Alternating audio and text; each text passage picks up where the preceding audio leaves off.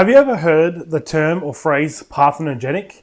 Let's talk about that. What does parthenogenic mean? Well, like my little friends here behind me, parthenogenic or parthenogenesis is where a female, a standalone female, can actually reproduce and have viable babies or eggs, lay fertile eggs without the help or intervention of a male.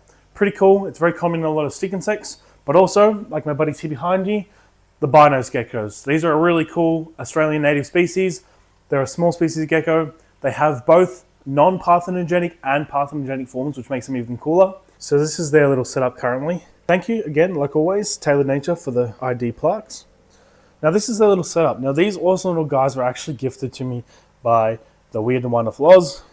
The handle's here, and the page will be linked in the description. So go check them out and chuck them a follow if you don't already.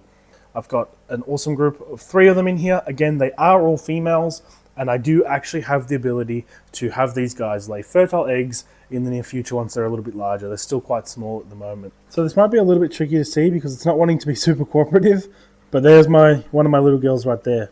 I'll provide a picture on screen right now so you can actually see what they look like. They're a stunning, really stunning, spectacular little gecko. They're super cool. Again, I just can't express it. They're very prehistoric looking. They've got the roughened scale, similar to like a lot of your Agurnia, Cunningham skinks and stuff. They look like they have that same sort of appearance.